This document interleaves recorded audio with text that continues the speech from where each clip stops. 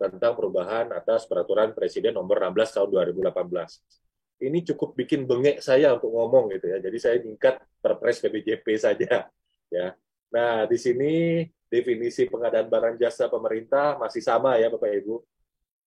Ini adalah kegiatan pengadaan barang jasa oleh kementerian, lembaga, perangkat daerah dalam Pemda yang dibiayai oleh APBN, APBD, yang prosesnya sejak identifikasi kebutuhan sampai dengan serah terima hasil pekerjaan. Kalau Bapak Ibu baca di Perlem 11 tentang perencanaan pengadaan, Perlem 12 itu kelihatan siklusnya. Ya, siklus pengadaan secara umum. Nah, tapi mari kita coba lihat.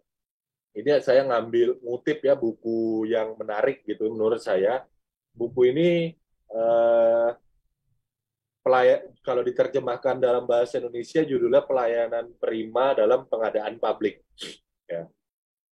Ini buku yang ditulis oleh Stuart Emmett dan ya dan kawan-kawan. Ini merujuk kepada peraturan pengadaan, undang-undang pengadaan di Uni Eropa gitu ya. Di Eropa, di salah satu negara di Eropa. Ya, mereka menggambarkan sekilas bahwa proses pengadaan barang jasa pemerintah itu ya bermula dari kebutuhan, need gitu ya.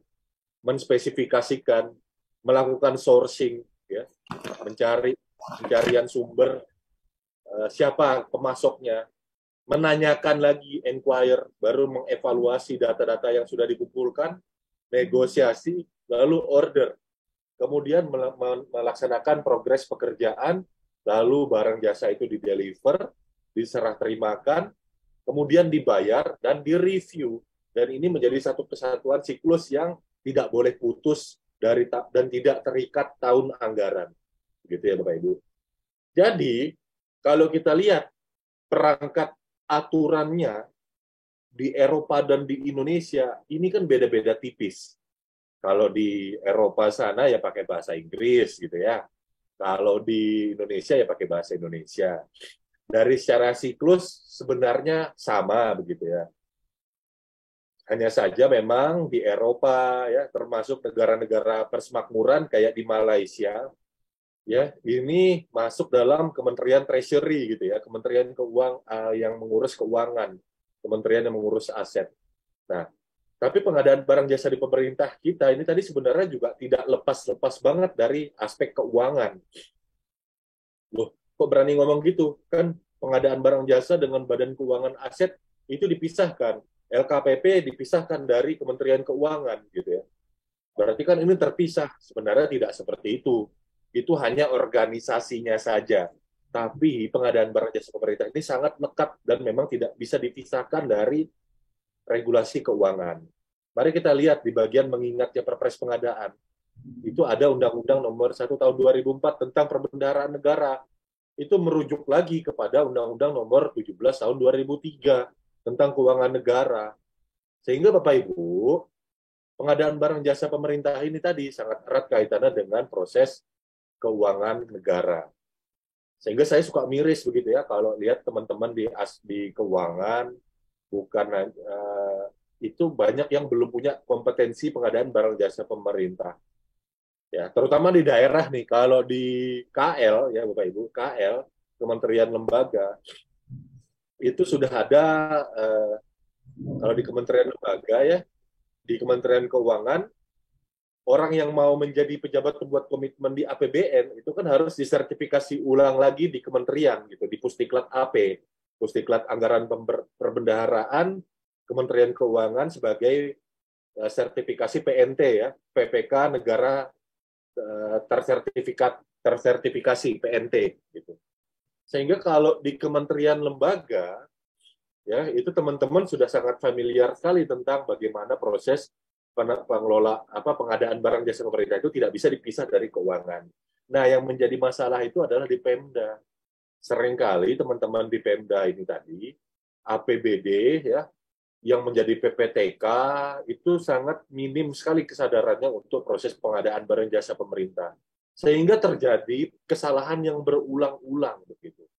Terjadi kesalahan yang berulang-ulang, pemaketannya ya masih seperti yang dulu-dulu. Ketika kita coba koreksi itu menjadi sumber konflik baru begitu ya. Nah, Bapak Ibu, mari kita perhatikan di sini ya pemaketan barang jasa. Ini diatur dalam pasal 20 Perpres ya tentang pengadaan barang jasa pemerintah. Nanti kita akan bahas rinciannya. Nah, sebenarnya kalau kita berbicara perencanaan pengadaan, selain sudah didetailkan di peraturan LKPP nomor 11 tahun 2021, garis besar dari perencanaan pengadaan itu ada dalam bab 4 Perpres PPJ. Mulai dari bagian pertamanya ya di bagian bab 4 perencanaan pengadaan, lalu di bagian ke-1-nya perencanaan pengadaan itu tentang apa di pasal 18 disebutkan perencanaan pengadaan itu dimulai kalau di APBN pada saat sudah ditetapkan pagu indikatif. Kemudian kalau di APBD saat KUA PPAS sudah disepakati oleh ada muncul nota kesepahaman antara pemerintah dengan DPRD. Di situ perencanaan pengadaan sudah harus jalan begitu. Kemudian nanti dibahas ya di dalam perencanaan pengadaan ada spek teknis, penyusunan spek teknis, KAK di pasal 19. Lalu ada pemaketan ya yang akan menjadi topik utama kita hari ini. Lalu ada konsolidasi. Konsolidasi ini bisa konsolidasi volume, bisa konsolidasi paket begitu ya. Lalu pengumuman RUP. Ya, memang kita akan banyak membahas di pasal 20-nya gitu. Pada prinsipnya ya ini masuk dalam satu bab, dalam bab perencanaan pengadaan Bapak Ibu. Nah, kalau ini kita kuasai Bapak Ibu, ya saya itu ya meyakini gitu. Kenapa? Anggaran saya pernah menjadi pejabat struktural, pejabat pelaksana teknis kegiatan. Dalam 1 tahun saya pernah menjadi pejabat struktural yang saya definitif. Kemudian saya juga pernah menjadi PLT jabatan struktural yang kosong dan memegang anggaran puluhan miliar juga begitu. Dan dua-duanya itu Bapak Ibu bisa jalan beriringan tanpa ada masalah. Karena apa? Saya memahami bahwa proses pemaketan itu perlu dibuat, dirancang dengan baik gitu. Jadi ketika bulan Desember yang saya lakukan adalah DPA saya konversi menjadi pemaketan. Konversi pemaketan itu tadi saya berikan kepada admin RUP saya ya untuk mengentry, tapi admin RUP saya itu tadi tidak disuruh mikir sendiri. Artinya apa? Saya sudah menyuplai data, bukan hanya DPA, tapi DPA yang sudah saya olah dalam sebuah tabel menjadi paket-paket pengadaan. Nah, jadi ini akan saya laksanakan gitu ya. Setelah itu langsung diumumkan di RUP. Nah, di sini kita akan membahas gitu ya Bapak Ibu, siapa sih yang harusnya gitu ya melaksanakan hal ini? Ya. Bapak Ibu, sebagaimana yang kita ketahui bersama, dalam Undang-Undang Keuangan Negara maupun Undang-Undang Perbendaharaan Negara itu ada PA dan KPA. Kemudian teman-teman di APBN itu ada Peraturan Menteri Keuangan tentang PPK. Lalu kalau teman-teman yang di APBD itu disebutkan dalam Permendagri Pengelolaan Keuangan Daerah ya siapa yang bertindak sebagai PPK. Di Perpres Pengadaan Barang Jasa Pemerintah itu juga ada yang namanya PPK. Nah, sebagai pejabat pelaksana teknis kegiatan ya yang tidak diberikan kewenangan untuk menjadi PPK secara penuh tapi melaksanakan tugas PPK, kita juga perlu paham gitu ya tugasnya PPK. Nah, PPK ini apa gitu ya? Kebanyakan teman-teman yang di APBD ya, saya asumsikan gitu ya. PPK ini adalah pejabat pembuat komitmen yang diberi kewenangan gitu ya, PAKP untuk mengambil keputusan dan atau melakukan tindakan yang dapat mengakibatkan pengeluaran anggaran belanja negara, anggaran belanja daerah. Sehingga Bapak Ibu, kalau Bapak Ibu ditugaskan di Pemda atau di KL sebagai PPK, Bapak Ibu harus melihat bahwa Bapak Ibu ini punya kewenangan untuk mengambil keputusan, melakukan tindakan yang mengakibatkan pengeluaran anggaran belanja negara, garing anggaran belanja daerah. Jadi Bapak Ibu, kalau Bapak Ibu jadi PPTK, menjadi PPK gitu ya di Pemda atau di APBN menjadi PPK, harus betul-betul berhati-hati terkait dengan pemaketan. Karena apa? Pemaketan ini Bapak Ibu, kalau kita telusuri ya, dalam menyusun perencanaan pengadaan barang jasa pemerintah, PPK ini menyusun perencanaan pengadaan. Kemudian PAKPA ini menetapkan perencanaan pengadaan dan menetapkan dan mengumumkan RUP.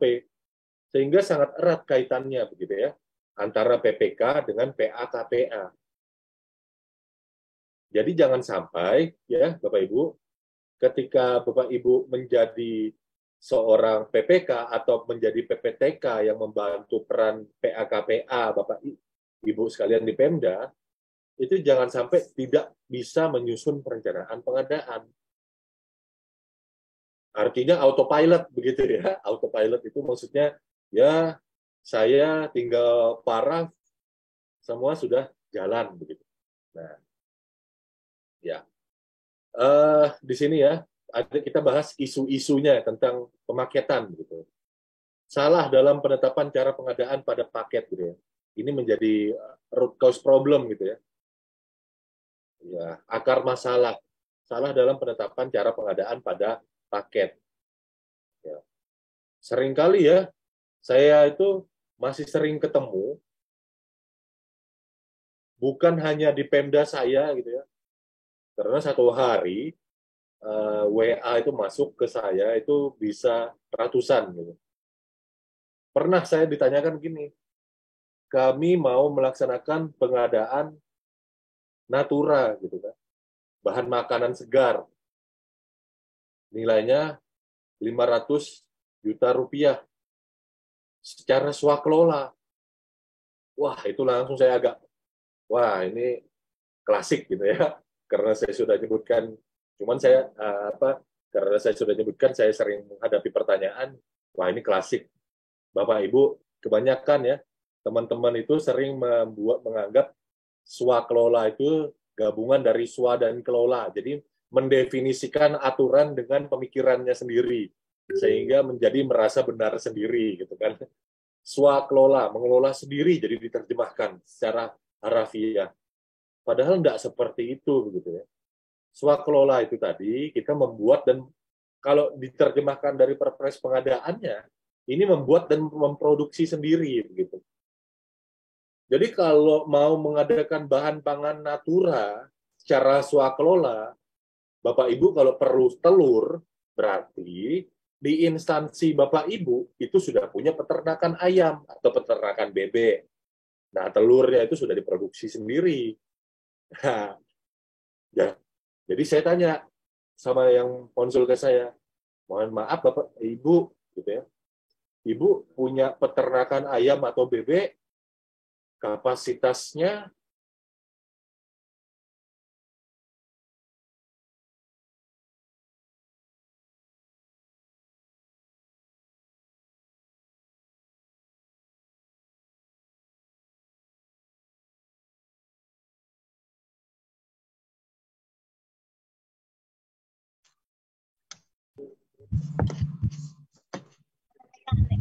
Kris.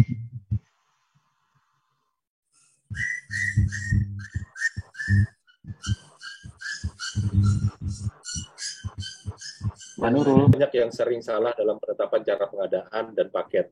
Ya.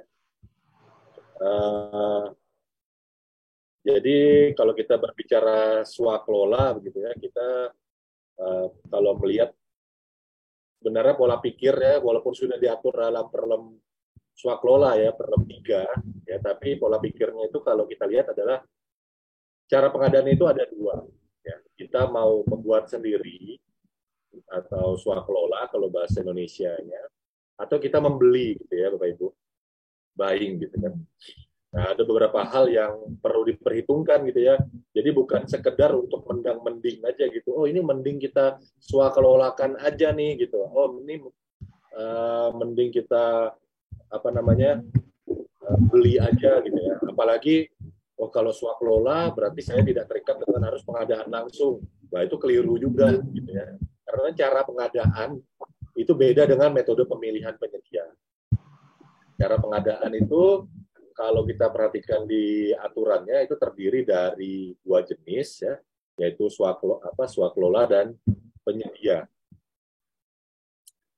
Nah, jadi tidak sekedar mending ini kita swakelolakan gitu ya, bukan. Bagaimana kita menentukan ini akan menjadi swakelola apa tidak itu dilihat dari tujuan dari swakelola itu tadi. Tujuan dari swakelola yang pertama itu memang barang jasanya tidak disediakan oleh pelaku usaha. Kemudian kemudian memang sumber dayanya tadi sudah ada di dalam kementerian, lembaga, atau perangkat daerah Pemda itu tadi. Nah, makanya tadi saya sampaikan, kalau mau belanja bahan pangan, mau pengadaan natura secara swakelola, wah berarti punya peternakan nih, gitu ya. Berarti ada sumber dayanya, sudah ada nih peternakan ayam, sudah ada peternakan bebek, sudah punya peternakan sapi, ya. Jadi kalau mau makan rawon, ya berarti sembelih sapi dulu, begitu. Nah itu kalau swakelola, ya. Atau mungkin dia punya membeli dari penyelenggara swakelola lain, ada kelompok tani, ya. Itu bisa itu dengan swakelola. Tapi kalau dengan pedagang yang di pasar, wah ini bukan swakelola, ini dengan penyedia. Nah ini tujuan dari swakelola ya. Nah ada kriteria-kriterianya begitu ya. Barang jasa tidak diminati pelaku usaha. Kemudian ya penelitian, litbang, pendidikan pelatihan. Ya kalau pendidikan diklat gitu ya. Pendidikan pelatihan ini kan yang punya kemampuan kan ya BPSDM gitu ya. Kemudian penyelenggaraan kegiatan sayembara atau kontes ya dan seterusnya gitu ya. Nah, ini bisa dilaksanakan dengan swakelola ya. Di luar dari hal tersebut begitu ya. Gamblangnya kalau kita masih membeli dari pelaku usaha itu namanya belanja dengan penyedia. Jadi bukan swakelola itu, oh ini dananya saya kelola sendiri, saya pergi ke warung sebelah, nah itu namanya swakelola. Oh enggak gitu ya. Jadi kan saya bukan berarti saya juga masih sering banyak mau berusaha menepis gitu ya. Yang namanya penyedia itu PT-CV gitu. Nah, itu keliru juga gitu ya. Pelaku usaha perorangan itu ya penyedia juga begitu Bapak Ibu. Pelaku usaha perorangan itu adalah penyedia juga. Jadi jangan kita terpaku kepada istilah penyedia itu adalah PT CV atau kalau itu swakelola itu berarti saya kelola sendiri. Nah, ini adalah anggapan yang keliru. Ya. Contoh ini Bapak Ibu, pengadaan aplikasi perangkat lunak ya. Itu bisa swakelola atau bisa pasti penyedia.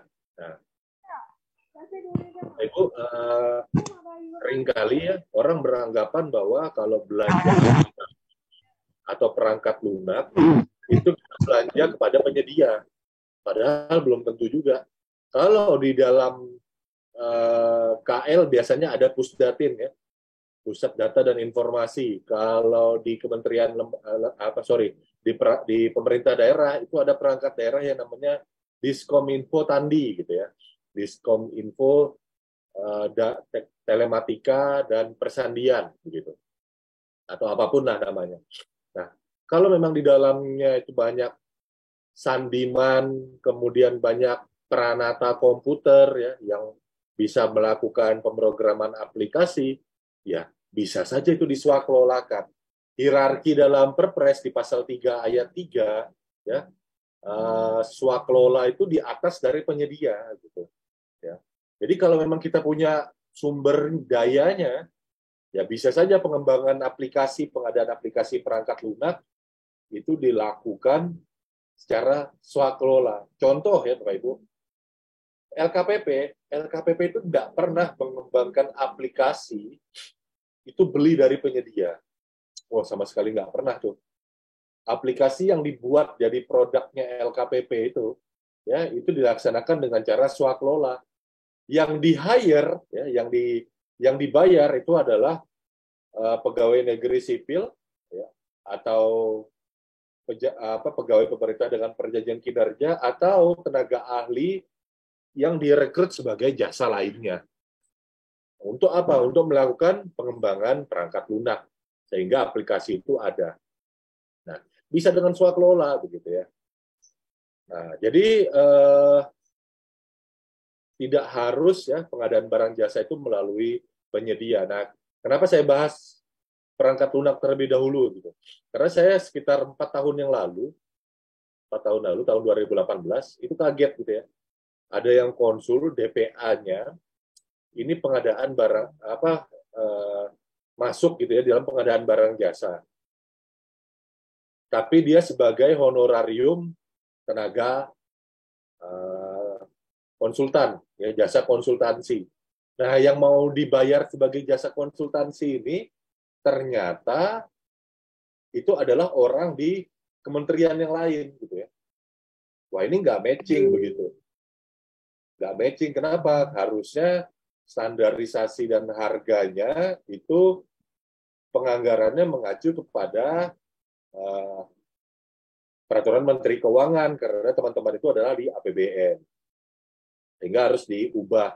Jadi dia bukan belanja barang jasa dari pelaku usaha, tapi dia swakelola. Nah, ini menjadi sebuah case yang menarik begitu ya, karena apa? Niatnya swakelola, tapi penganggarannya penyedia pelaku usaha. Nah, ini menjadi sesuatu hal yang kita baru ketahui anggarannya itu pada saat mau digerakkan. Digerakkannya itu di bulan-bulan Agustus begitu. Artinya tidak ada upaya untuk berusaha untuk memperbaiki bertanya-tanya terlebih dahulu begitu. Ketika sudah salah dahulu ya berarti masa APBDP sudah lewat, anggarannya nggak bisa digerakin. Oke, Itu ini menjadi pakai masalah. Petri baru Bapak Ibu, masuk. Oke, parah banget. suaranya apa ya? Iya, oke, baik. Nanti suaranya balap-balapan begitu. Nah, jadi Bapak Ibu, ketika kita mau menentukan ini maunya dengan cara swakelola atau dengan cara penyedia, pada prinsipnya kita harus tahu gitu ya bagaimana prosesnya. Ya. Outputnya itu kan sama-sama aplikasi ya. Tadi ya saya contohkan aplikasi gitu ya. Outputnya sama-sama aplikasi, outputnya sama-sama natura. Tapi kita mau bagaimana proses untuk memproduksinya, bagaimana proses untuk menghadirkannya.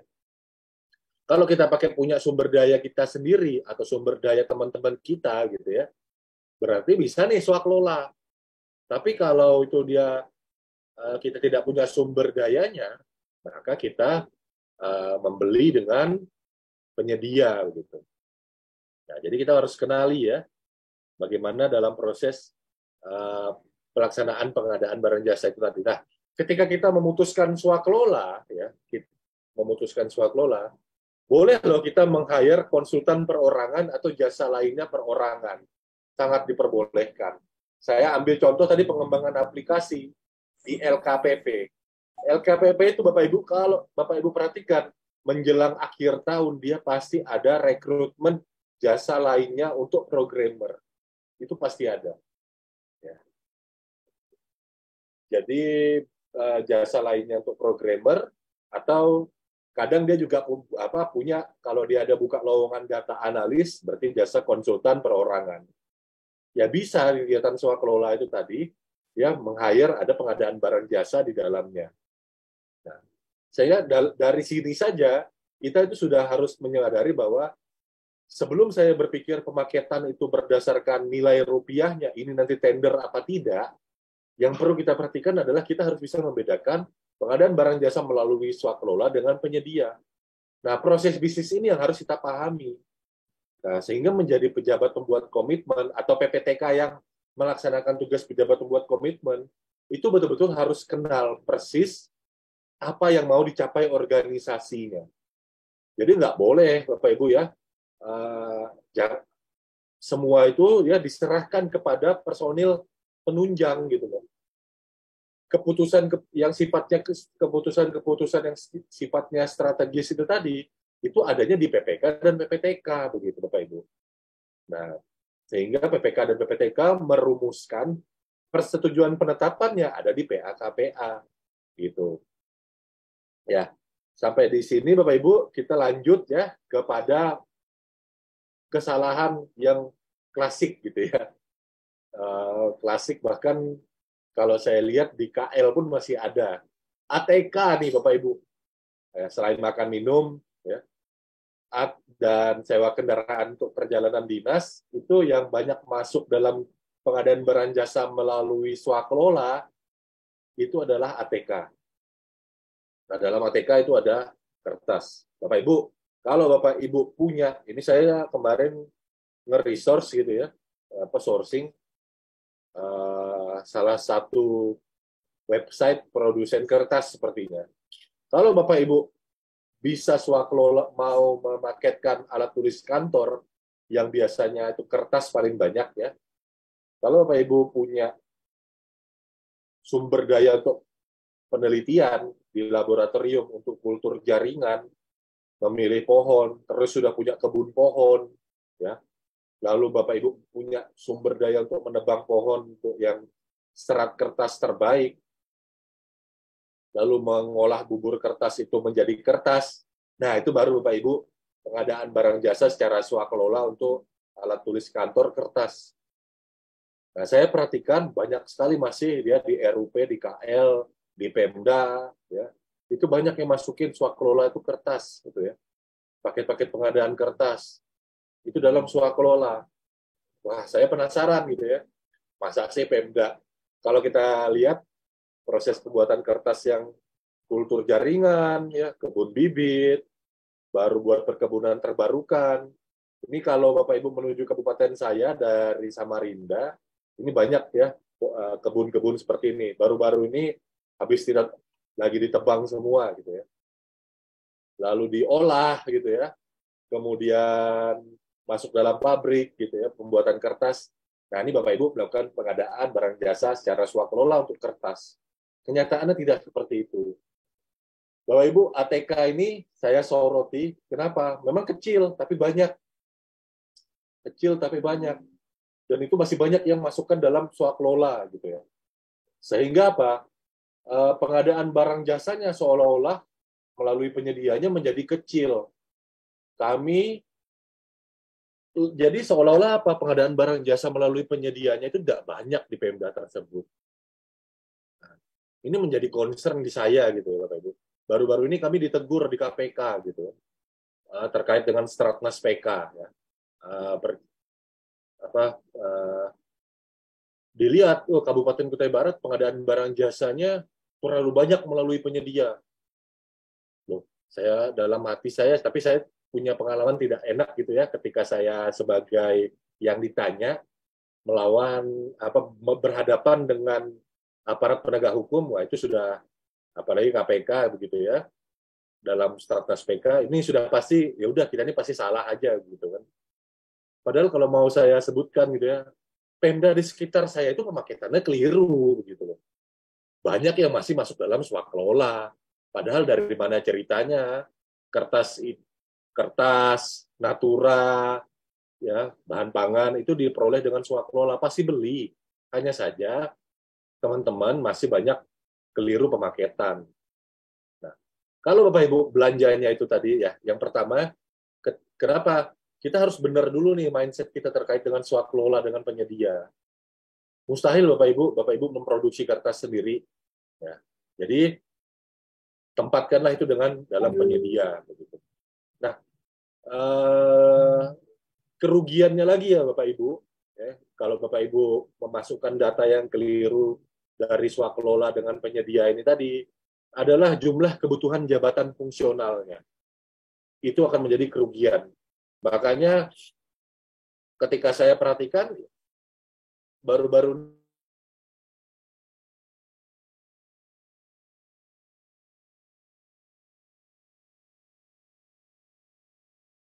di rumahnya yang tepat gitu.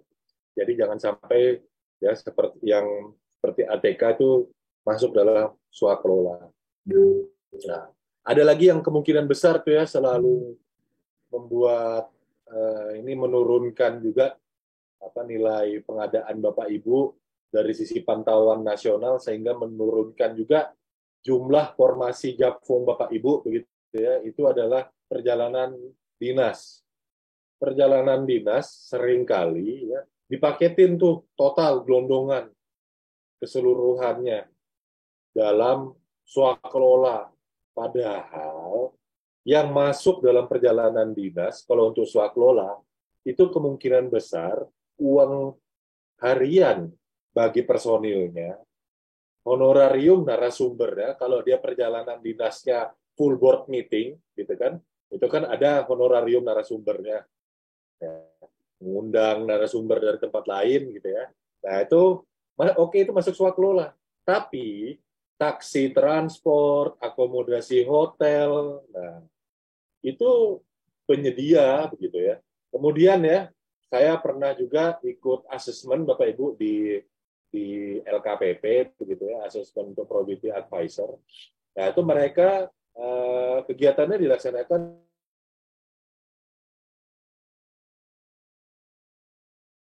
misalkan juga dalam swakelola tersebut. Tadi saya ambil contoh LKPP melaksanakan kegiatan asesmen untuk probability advisor gitu ya.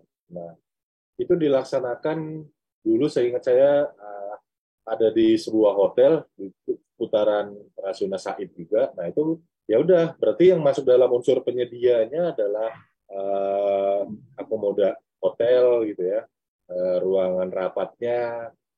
Kemudian karena saya ingat waktu itu ya apa namanya psikolog apa asesornya dari profesi psikolog dari sebuah biro psikologi gitu ya.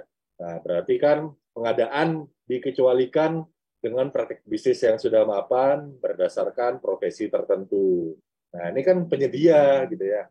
Nah, jadi kita mesti pandai memilah-milah ini tadi. Nah, gimana caranya kita bisa memilah seperti ini? Dasar aturannya apa? Dasar aturan kita ya peraturan lembaga, peraturan perpres ya, perpres pengadaan, peraturan lembaga, kebijakan pengadaan barang jasa pemerintah dan yang lain-lain. Tapi ingat peraturan yang ada itu masih sifatnya rambu-rambu begitu Bapak Ibu.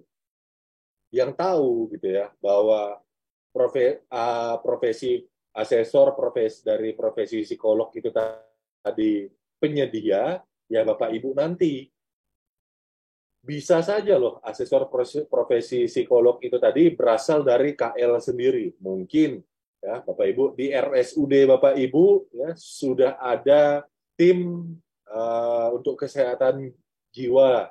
Gitu.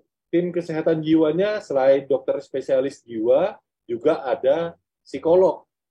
Nah, dan dua-duanya ASN, ya PNS. Ya berarti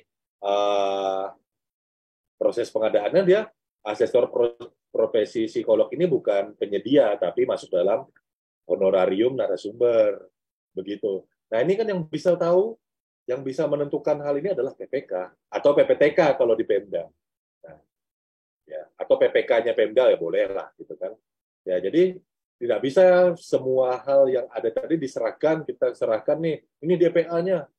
Anda yang memilah sendiri kepada operator sirup yang notabene tenaga honorer. Pasti kan kacau tuh RUP-nya. Dan itu yang menyebabkan pengumuman RUP dari tahun ke tahun itu tidak bisa tepat waktu. Kenapa? PA, KPA, PPK, PPTK itu autopilot, menganggap organisasinya autopilot sehingga diumumkan gitu ya. Yang umumkannya siapa? Yang umumkannya adalah tenaga honorer. Nah, itu kan menjadi keliru. Oke, Bapak Ibu, kalau sudah paham ya sensitivitasnya swakelola dari contoh-contoh tadi cukup banyak contoh yang saya berikan. Kita beranjak kepada pengadaan barang jasa pemerintah yang kita lakukan pemaketannya dengan cara penyedia. Nah, umumnya ya dalam pemaketan pengadaan barang jasa pemerintah kita mempertimbangkan keluaran atau hasil itu tadi gitu ya. Kemudian volume barang jasa, kemudian kemampuan pelaku usahanya dan atau ketersediaan anggaran belanja. Nah, kalau pelaku usahanya tidak mampu atau pelaku usahanya tidak ada, nah maka pemaketan barang jasa ini tadi orientasinya masuk ya ke dalam swakelola gitu. Salah satunya kemungkinan besar dia dapat kita pertimbangkan seperti itu. Nah, Bapak Ibu, di sini saya ngambil di video YouTube gitu ya, budget 5-6 juta mending beli iPhone atau Android gitu ya. Ini keterkaitan dengan ketersediaan anggaran belanja gitu kan.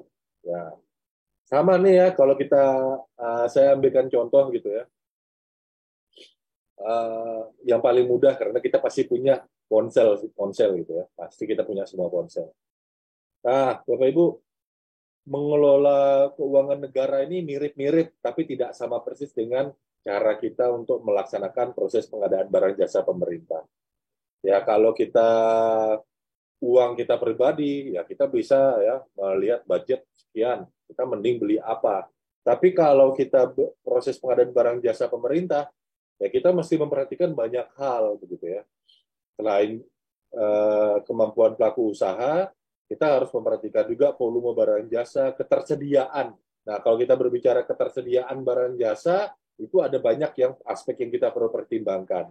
Mulai dari aspek pengadaan berkelanjutan, ekonomi, sosial, lingkungan hidupnya, kemudian aspek pemberdayaan industri dalam negeri ya, TKDN berapa persen.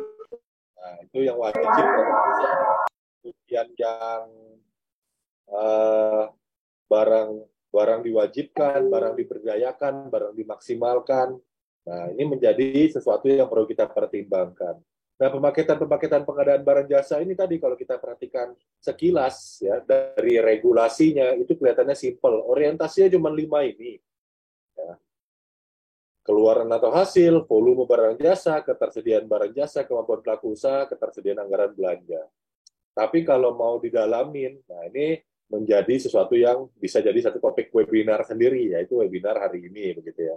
Nah, kita langsung masuk ke case-case gitu ya. Pengadaan jasa telekomunikasi telematika, nilai di atas 200 juta rupiah. Telekomunikasi telematika ini tadi bisa beragam gitu ya. Tergantung produknya apa. Telekomunikasi telematika kalau Bapak Ibu beli softwarenya, seperti lisensi Zoom Meeting, ya, Zoom Meeting yang kita gunakan saat ini.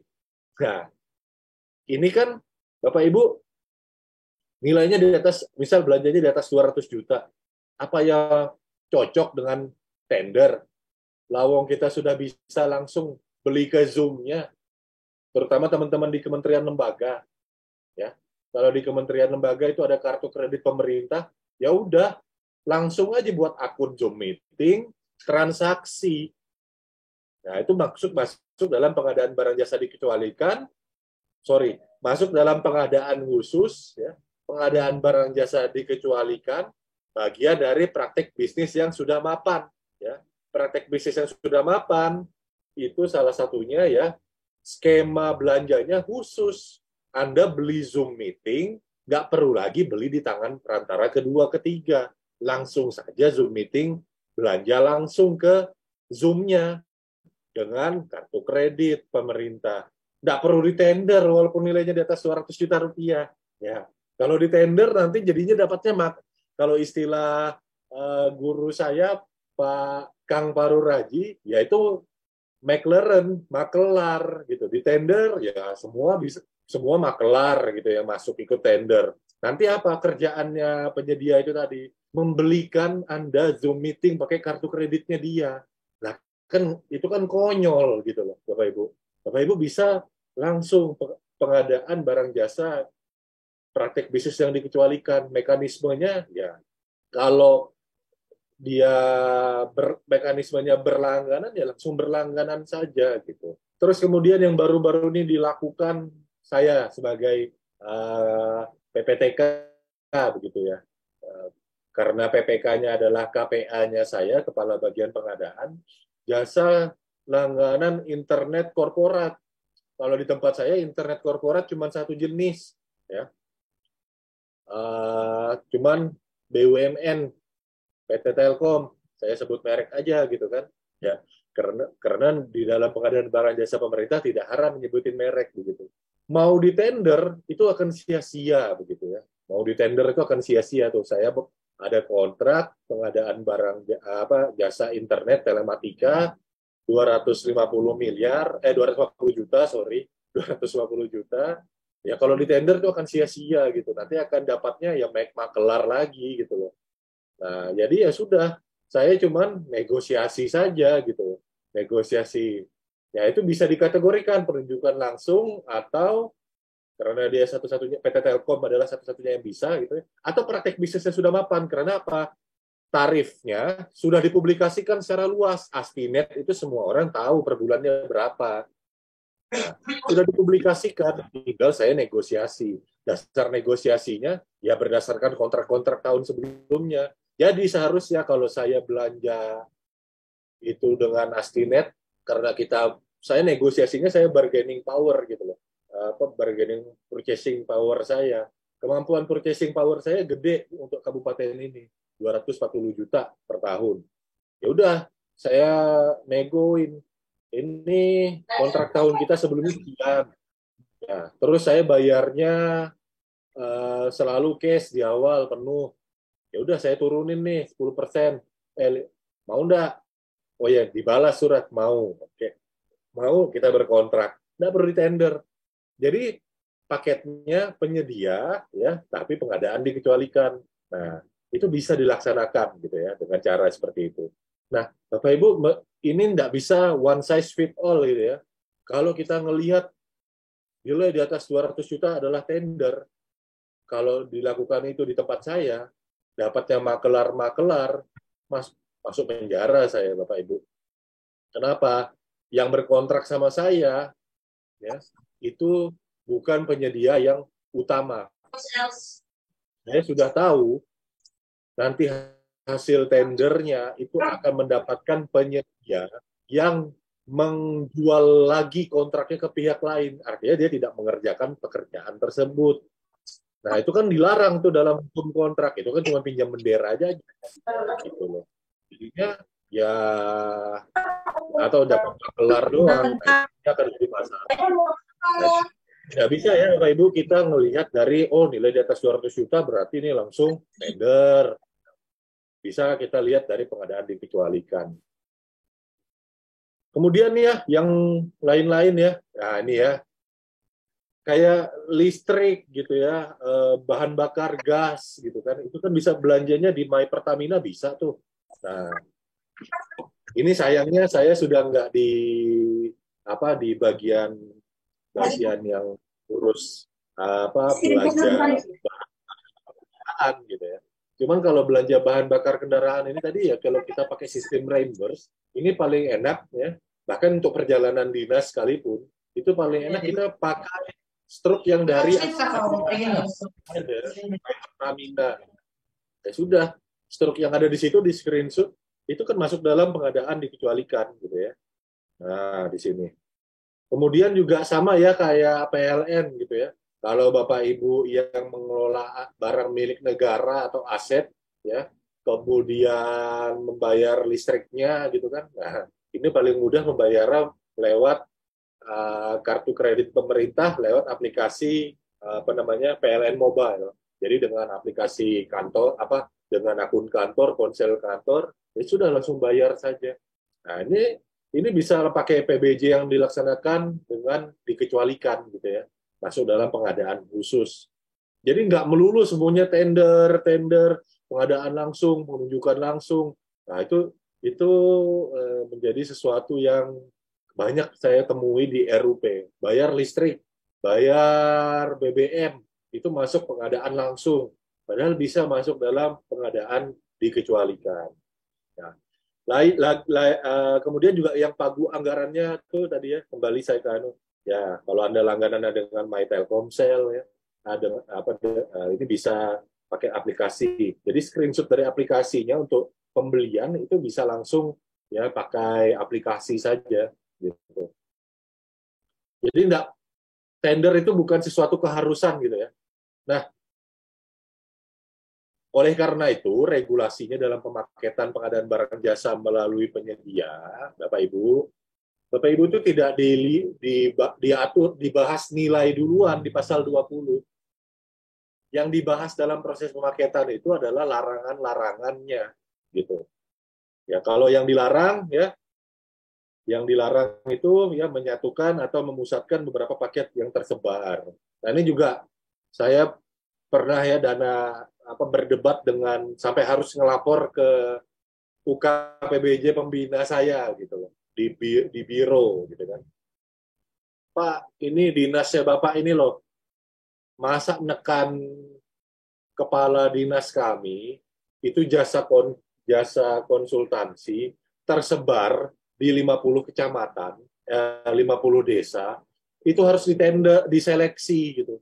Padahal itu harusnya pengadaan langsung aja satu-satu. Karena apa? Satu desa ke desa yang lain kalau di Kabupaten Kutai Barat itu bisa sekitar 50 kilometeran gitu kan.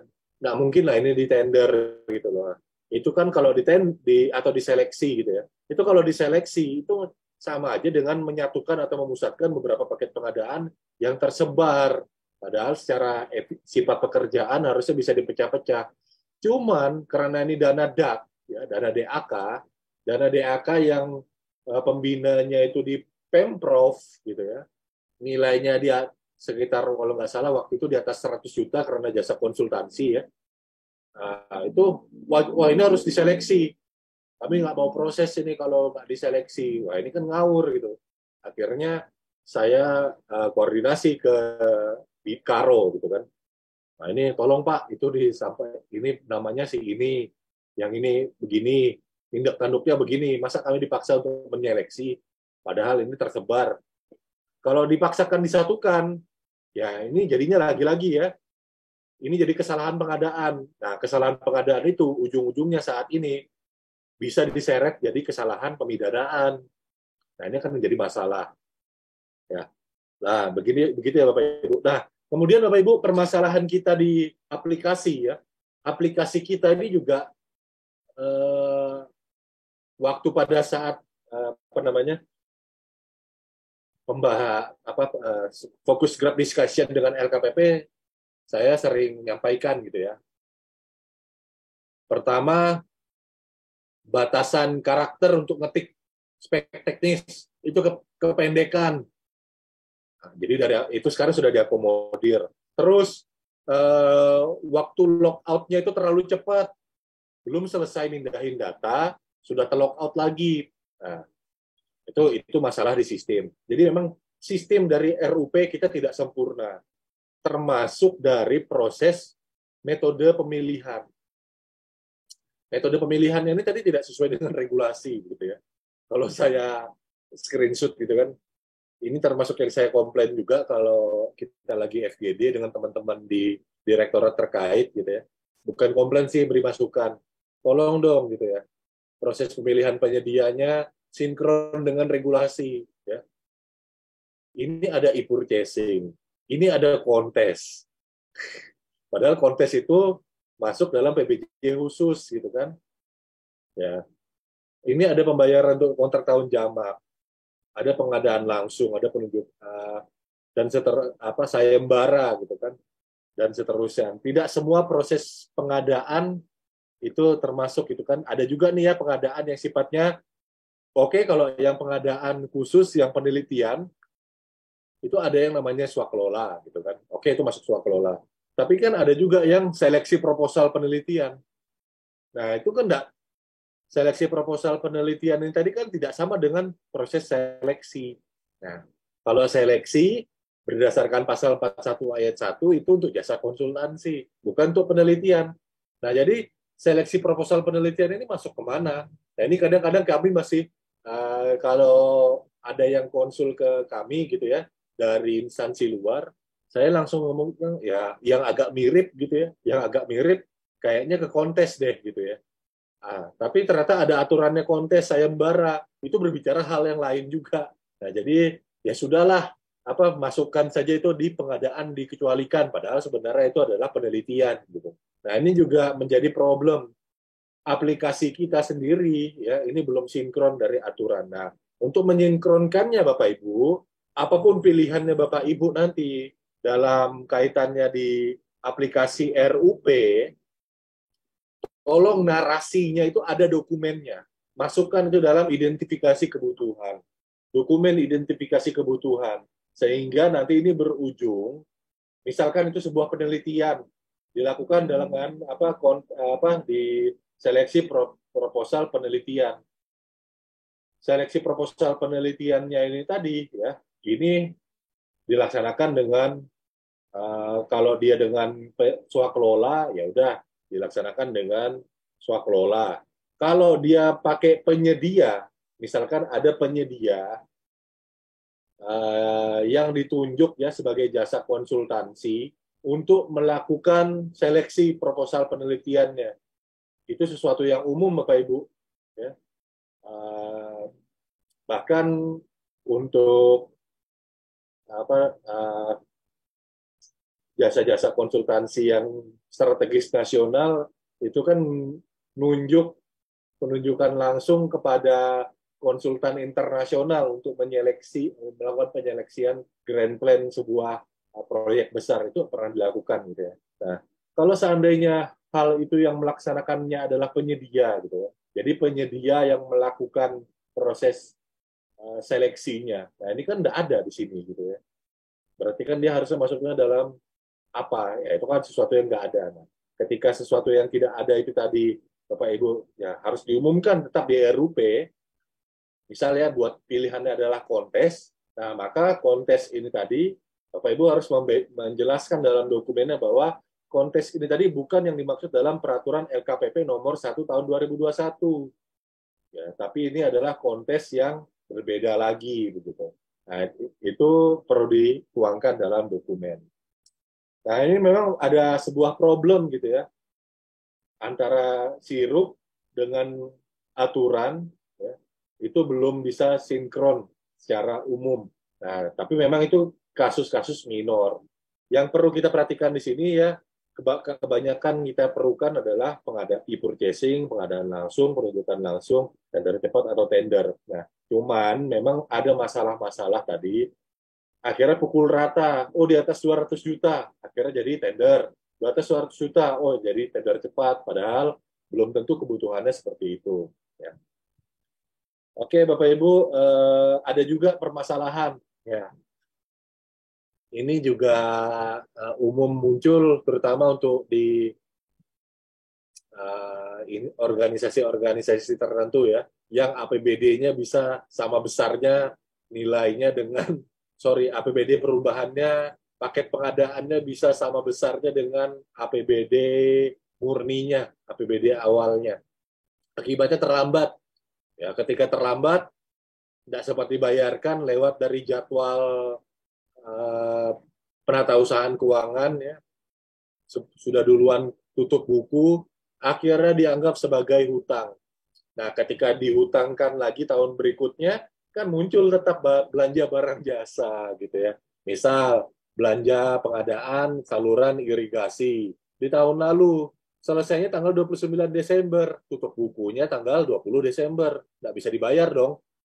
Ya, nggak bisa dibayar. Apalagi kalau di Pemda, hal-hal seperti itu umum terjadi. Nah, biasanya akhirnya diakui sebagai hutang. Nah, penganggarannya dilakukan di tahun berikutnya. Nah, itu nggak ada juga tuh dalam sini. Ya, nggak ada juga dalam RUP. Akhirnya apa? Ya, kita terpaksa mengumumkannya paling dekat dengan pembayaran untuk kontrak tahun jamak karena belum ada pilihannya. Padahal kan sebenarnya itu bayar hutang aja, gitu. Saya sempat ditegur LKPP juga gitu ya, sama direktorat terkait. Kenapa nih kok ada banyak banget paket besar-besar muncul? Oh, yang mana Pak? Perasaan normal-normal aja gitu kan. Ternyata ditunjukin sampel datanya sama LKPP. Oh, itu bayar hutang Pak. Nah, itu di RUP-nya enggak ada.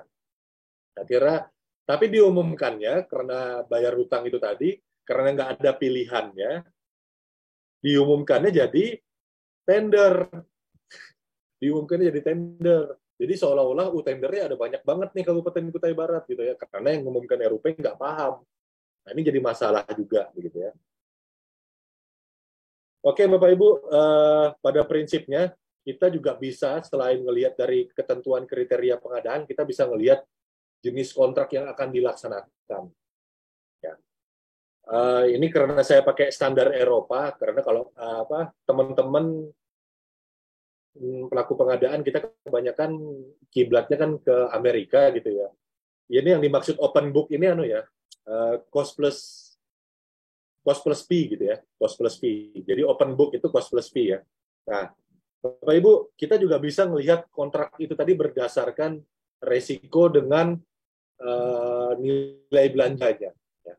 Kalau yang resikonya tinggi, nilai belanjanya tinggi, ya, pengadaan barang jasa untuk penanganan keadaan darurat, karena ini berkaitan dengan nyawa, ya, itu menggunakan kontrak cost plus fee, yang kalau di Eropa sana disebut open book. Nah, jadi untungnya kita kalau regulasi kita sudah menyertakan itu ya, pengadaan barang jasa dalam keadaan darurat, sehingga dikenal jenis kontrak cost plus fee. Nah, itu kita umumkannya bukan tender lagi ya, tapi pengadaan khusus, pengadaan penanganan keadaan darurat, yang lagi-lagi di proses pengumuman RUP itu tidak ada penanganan darurat. Jadi kebanyakan teman-teman nyentang itu di pengadaan dikecualikan. Padahal pengadaan dikecualikan, mohon maaf, sekali lagi, pengadaan dikecualikan itu adalah bagian dari PBJ khusus. Ya, PBJ khusus itu kan ada penanganan keadaan darurat, PBJ di luar negeri, PBJ pengecualian, PBJ penelitian, PBJ tender seleksi internasional, PHLN. Nah, jadi itu nggak ada ya. Oke, dari situ Bapak Ibu. Intinya apa Bapak Ibu? Ketika kita dalam proses pengadaan barang jasa pemerintah, itu kita jangan terpaku sama satu solusi. Gitu. Artinya apa? Kalau dia nilainya 200 miliar, 200 juta, oh ini udah pasti tender. Belum tentu Bapak Ibu. Ya. Kalau Bapak Ibu terpaku seperti itu, nanti Bapak Ibu menjadi seperti Wanda di dalam film Doctor Strange in the Multiverse of Madness. Ya. Wanda di situ, ya, mau ngerebut, ya ini bagi yang belum nonton, mohon maaf,